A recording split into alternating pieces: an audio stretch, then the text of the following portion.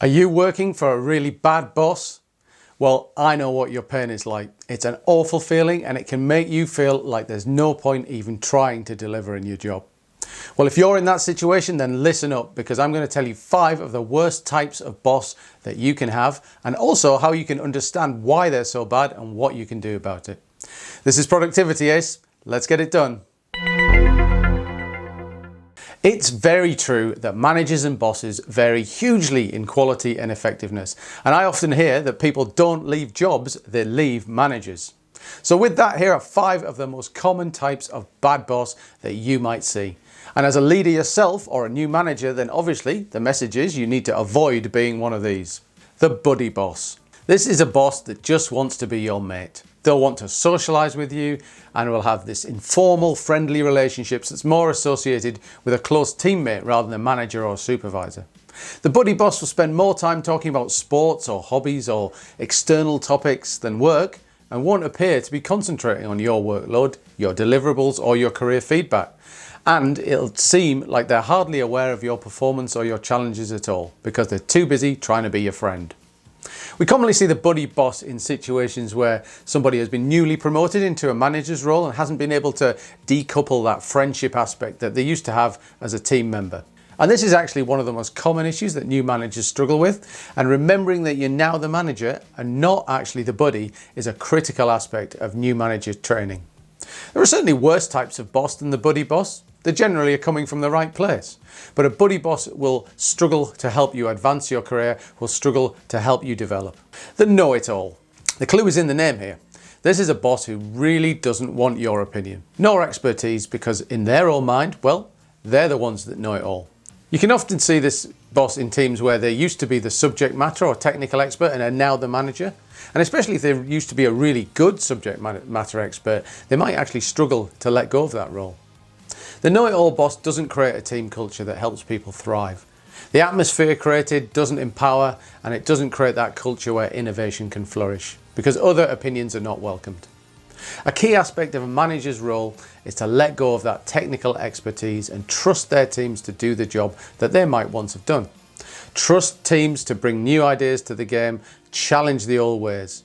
And that can be really hard if that boss had a big hand in defining those successful old ways. They might not be open to ripping up the rulebook that they helped write.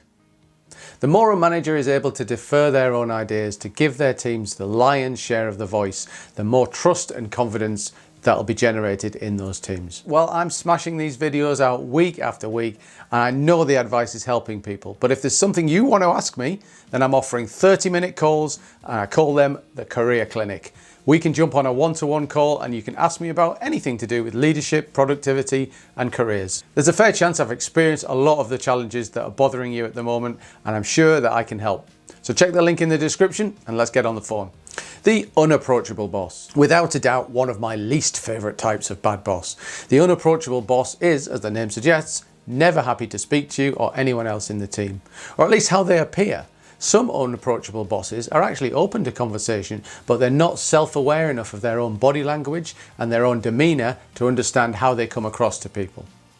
I've seen managers be so angry at their desks, cursing, moaning, complaining, and generally looking like they don't want anybody near them. Or when they are approached, they'll roll their eyes or sigh or display the signs that they're really not open to being talked to or not open to a conversation. And that just causes an atmosphere where people don't ask for advice, they don't ask for help, they don't alert their managers to issues, and that's a serious morale destroyer. It's vital for any manager to be approachable and open to their team, claiming chunks of their time, either in meetings, one-to-ones, desk or office walk-ups, instant messages or however else. A manager needs to make time. The better bosses will make sure that their body language and communication style makes it obvious that they're open to being contacted. And if there's an occasion where they want to be left alone, they'll remove any ambiguity by using their Skype status or setting a do not disturb message. I've even seen bosses put a red hat on or stick a flag up at their desk. And that may seem odd, but it removes the uncertainty and is actually quite a successful tactic. So as a boss, it's vital to help your team know your availability and to try as much as possible to have that open door policy and to welcome conversation. The bully boss. I hate bullies, and unfortunately they still do exist in today's workplace. People who go out of their way to either harm your career or negatively impact your experiences at work. They exist and dealing with them isn't easy. Have a look at this video up here for how to cope with bullies in the workplace. There's some good advice in that one. And when that bully happens to be your manager, then it's really bad. This is basically a completely unworkable situation and one that you as an employee just shouldn't have to put up with. The bully boss will deny you opportunities, will not give you feedback, and may even be actively working to damage your career and your effectiveness. It's not a good situation to hang around in, and the best course of action is often to leave. I used to see bullies in the workplace quite a lot a few years ago, but fortunately these type of people are now being found out more and more, and so you encounter them a lot less, but they do still exist. And before the final tip, do sign up to our newsletter. We've got free access to our leadership, ebooks, Skillshare courses for you, as well as lots more info and all the latest happenings on the Productivity Ace channel.